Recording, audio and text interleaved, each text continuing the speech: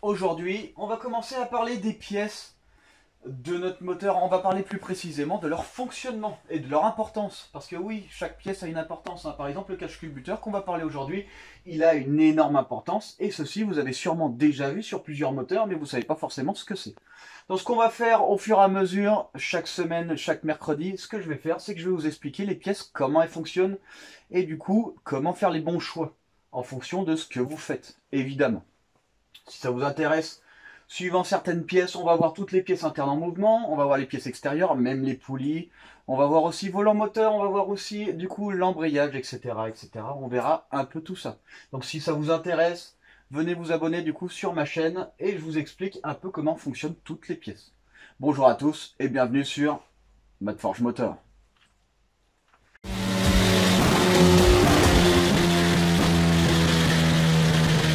Alors, ici, on a notre moteur. Ici, on a notre culasse. Ici, on a notre bloc moteur. Ici, on a notre carter d'huile. Ici, notre crépine. Notre crépine, en fait, c'est la pompe à huile. Voilà. Donc, en fait, la pompe à huile a une crépine. La crépine, c'est une sorte de filtre, on va dire, qui laisse passer des débris un peu plus gros que le filtre à huile. Voilà. Donc, ici, ça aspire. Hop. Voilà, ici on a notre huile. Ici ça aspire. Voilà, pour venir lubrifier tout le moteur. Ok, alors comment ça fonctionne? Ici on aspire l'huile. L'huile vient lubrifier la tête de piston. Vient lubrifier le vilebrequin. Ensuite l'huile, on a un petit tuyau, enfin on a une petite arrivée qui arrive jusqu'au culasse, sous pression. Voilà. Ensuite, on vient lubrifier les arbres à cam. Et après, du coup, toute cette huile, faut qu'elle puisse redescendre. Donc, ce qui se passe, c'est que sur votre culasse, hop, vous avez des trous pour qu'ici, votre huile, une fois arrivée tout en haut, redescende dans le carter. Évidemment, si l'huile ne redescend pas, on va avoir des soucis pour remplir du coup notre carter d'huile. Alors, pour que tout ça fonctionne bien, évidemment, il va falloir penser à énormément de choses. C'est très important, c'est pas aussi simple que ça. Donc voilà, donc ici on a notre lubrification piston, ça redescend, on n'a aucun problème. Ici par contre, en haut de la culasse, pour que le liquide puisse redescendre, il va falloir faire ici, hop, entre là et là, du coup une ouverture pour faire un équilibre de pression. Le piston va avoir tendance à faire des montées-descentes. Le fait de faire autant de mouvements, même avec le vilebrequin, on va créer des pressions, des pressions, pressions, des pressions. Le problème, c'est que si ici, on ne met pas directement, hop, la pression égale entre là et là, si on ne vient pas équilibrer les pressions, l'huile, normalement, qui est censée descendre par ces petits trous, et ben au final, ne descendra pas. Toute l'huile en bas va venir s'accumuler en haut et elle ne voudra pas redescendre. Elle va avoir énormément de mal, hein, évidemment. Puisqu'en fait, ici, on n'a pas de mise à l'air libre. Bon, ici, on va en avoir une. Je vais vous expliquer ça après. Donc ici, il faut forcément faire un équilibre de pression. Ça, c'est très important. Voilà. Ce qui se passe ensuite, c'est que votre moteur ici, hop, il vient créer une dépression. Ça, c'est pour un moteur d'origine non modifié. On vient directement le mettre à l'admission d'air. Voilà, comme ça ici, on fait en plus de ça toutes les pressions, dépression, pression, dépression. On vient les éliminer en mettant une dépression avec notre moteur. Comme ça, ici, on a moins de perturbations à l'intérieur de notre bloc moteur. Alors, quand on commence à taper dans des énormes préparations, ce qui se passe, ici, on a une explosion bien plus balèze. Le problème, c'est que vu que cette explosion elle est bien plus balèze, nos segments, en fait, vont fuir, clairement. Donc on va avoir un espèce de mélange air-carburant qui va fuir par les segments. Parce que les pressions sont bien au-dessus du coup, que du coup, le moteur d'origine. On commence à taper dans des grosses pressions turbo, ce genre de truc. Voilà, donc ici ce qui se passe, c'est que là on a des grosses pressions. Vu qu'on a des grosses pressions, ici du coup notre tuyau, il va falloir augmenter le diamètre. Pour pouvoir réguler la pression, pour pouvoir équilibrer les pressions plus facilement. Donc ce tuyau là, hop, ici, tac, il va falloir du coup augmenter son diamètre. Voilà. C'est aussi simple que ça. Une fois qu'on a augmenté le diamètre, ça suffit pas. Ici, avant, on était en dépression moteur. Hop. Et ici, il va falloir aussi réaugmenter. Voilà. Parce qu'ici, évidemment, une fois de plus, on a toujours nos pressions.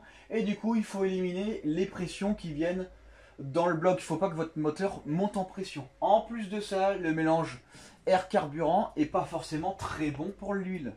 L'huile va se dégrader au fur et à mesure du temps que du coup votre essence et votre mélange air-essence du coup qui tient un haut taux d'humidité peut dégrader complètement le liquide, votre liquide du coup de lubrification.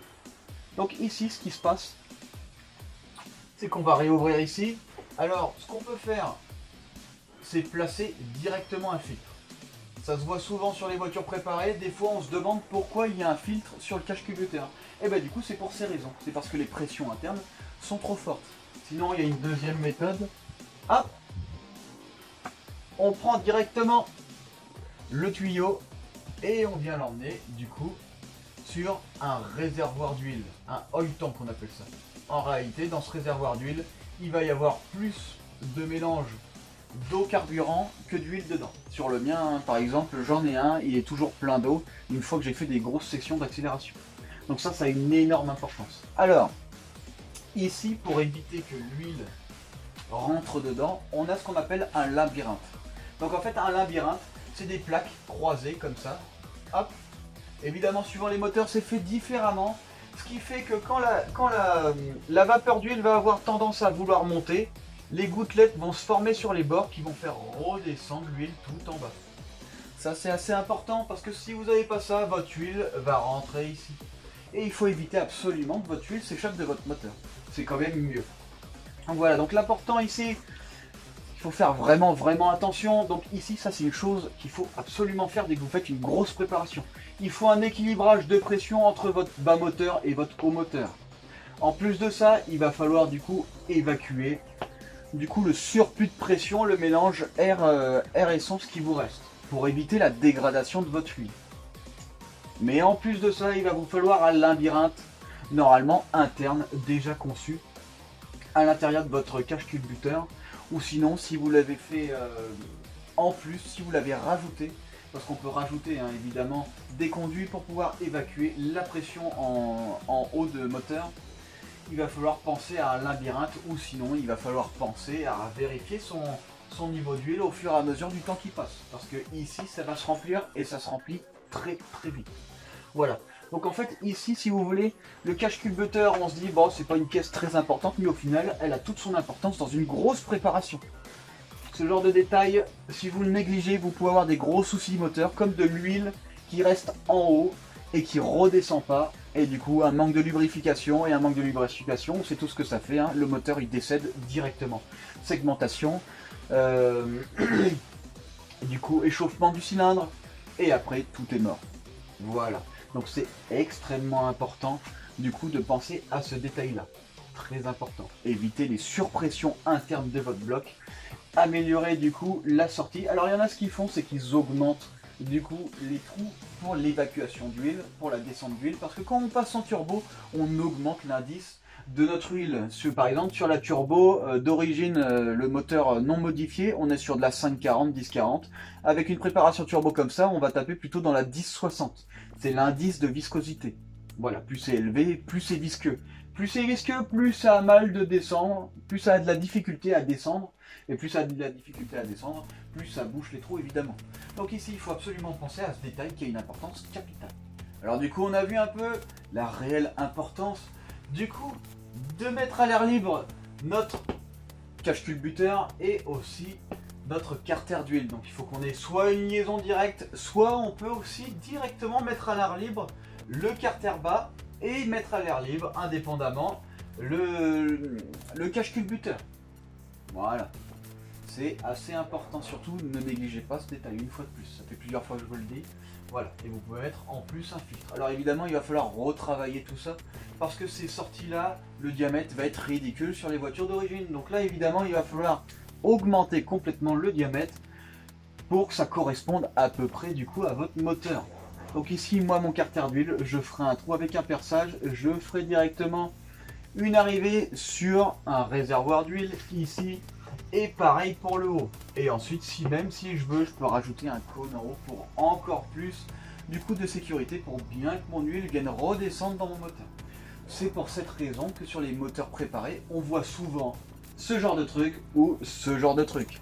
Si vous avez aimé cette vidéo et que vous aimeriez bien du coup suivre la suite de la préparation de ce moteur, les pièces à choisir et pour quelles raisons certaines pièces ont une importance, rendez-vous sur Matt Forge Moteur.